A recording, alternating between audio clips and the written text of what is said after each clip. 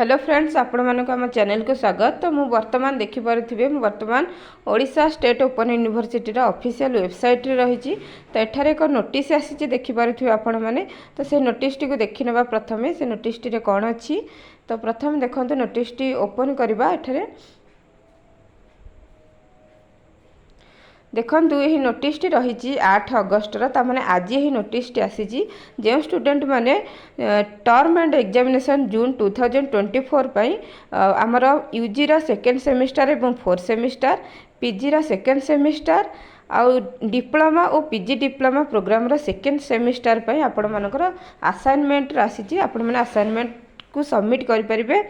देखंतु assignment submit रा date रही अगस्त 11 तारीख रे, जहाँकि संडे रे रही। आपण माने से दिन जाके सबमिट करें, नहले 18 तारीख अगस्त 18 तारीख रे आपण माने सबमिट करें, जहाँकि से दिन मध्य संडे रही। 11 और 18 तारीख संडे रही। से दिन आपण माने जाइकी आपण मानकर असाइन को सबमिट करें। तो थैंक्स फॉर वाचिंग।